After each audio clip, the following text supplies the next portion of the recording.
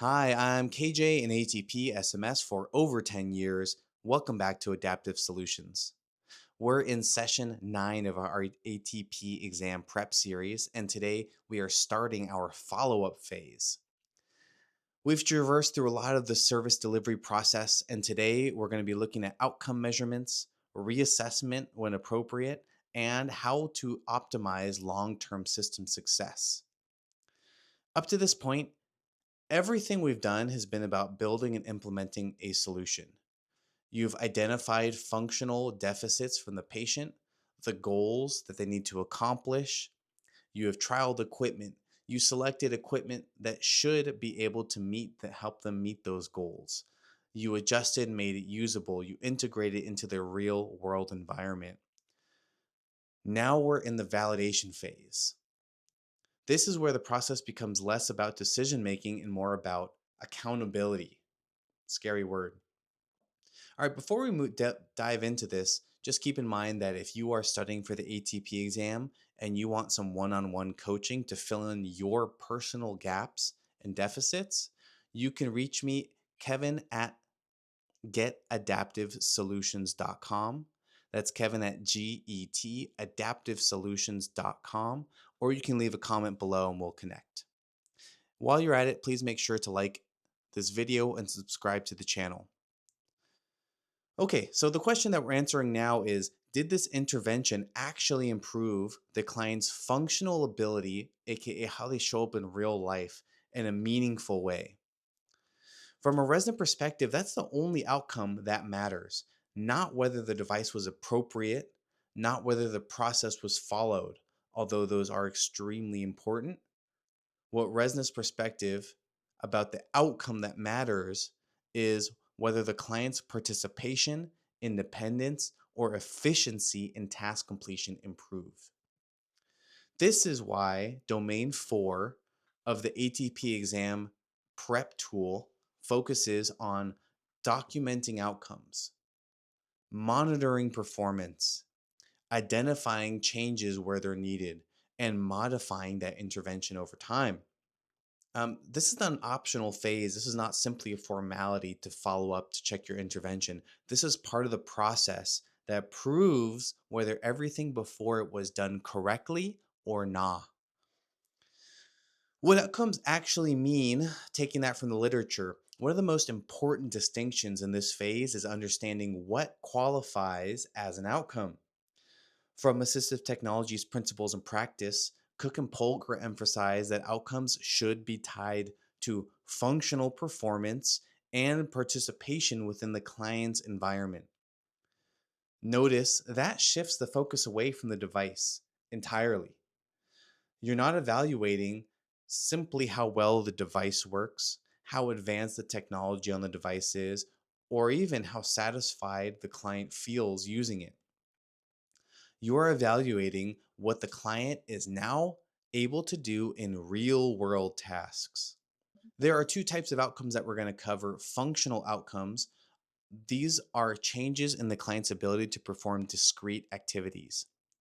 For example, independently navigating their home, getting food or water from the kitchen, completing computer based work tasks, or communicating needs consistently. Even managing self care activities like being able to get to the restroom to brush your hair, brush your teeth, transfer onto the restroom. Participation outcomes go one higher level than that. They reflect your client's ability to engage in life's roles. For example, participating in school, returning to work, engaging socially with your peers, maintaining independence in community settings. A key concept to understand here is that the technology is not the outcome, it's the means to the outcome. A device can be correctly selected, properly fit, used consistently, and still fail if it does not improve participation. That's the level that RESNA expects you to think at. When you measure outcomes, objectivity matters. Once you understand what an outcome is, you need to know how to measure it. The readiness framework The ATP exam readiness framework emphasizes both qualitative and quantitative measures.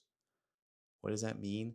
Qualitative, think qualitative, quality, the quality of your experience.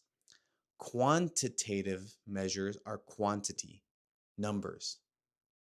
This aligns directly with the literature, which highlights that you need to combine objective performance data with subjective user experience. Quantitative measures, these are objective indicators of performance, aka they answer the question, how much did their performance change? For example, the time to complete a task, the number of successful attempts in attempting to complete a task, the frequency of device use, accuracy of the task performance. I mean, a concrete example, how far can this patient move? 10 feet with a cane over 3 minutes, or 300 feet with a wheelchair in 15 seconds. Qualitative measures, these reflect the client's experience. They answer, how does this intervention feel to the user?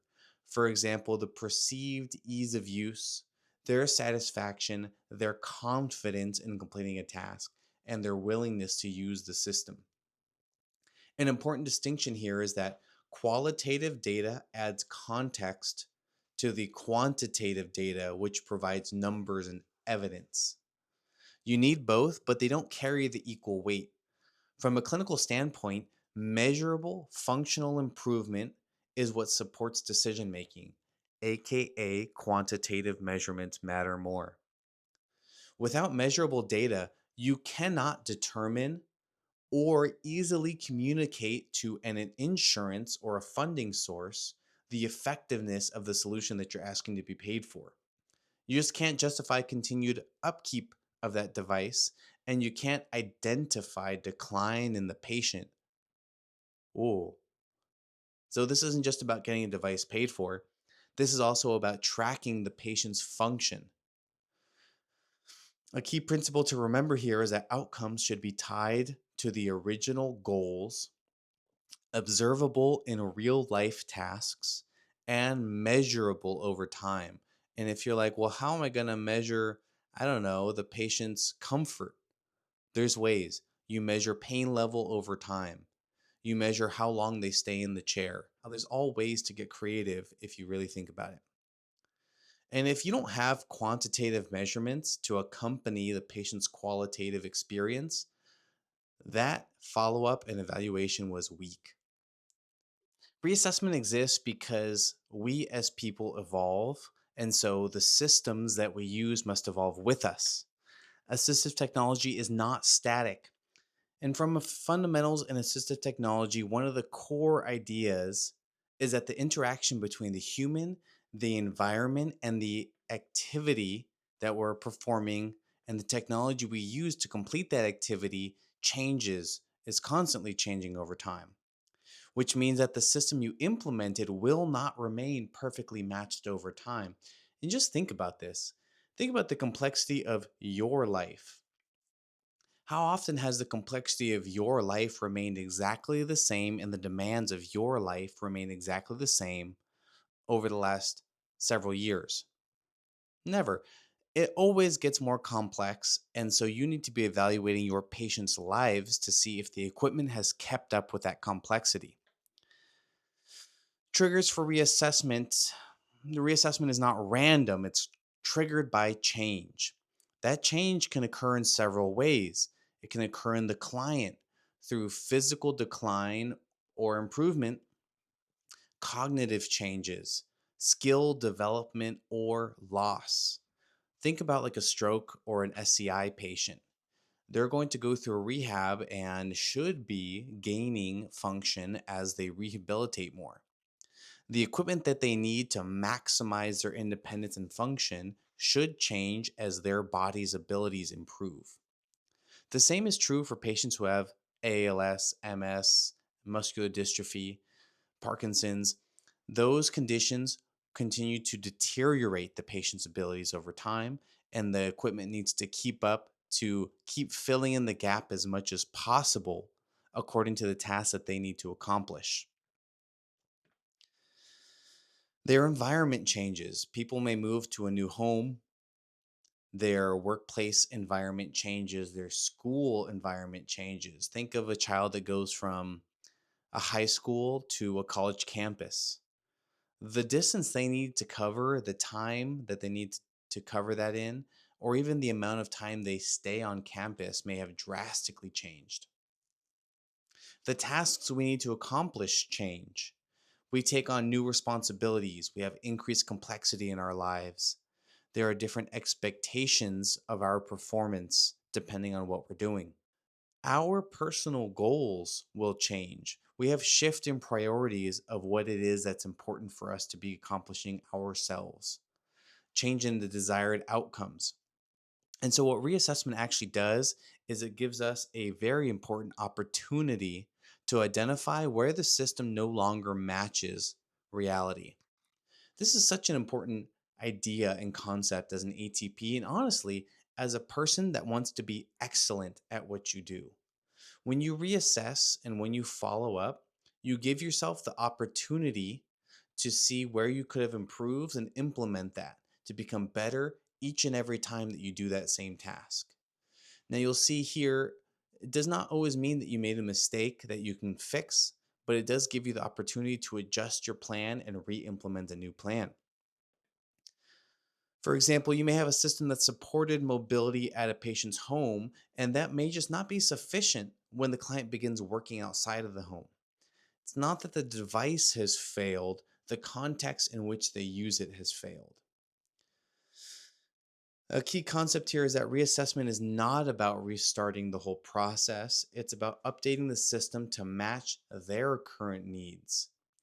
And if their performance has declined or their demands in their life have increased, reassessment is required.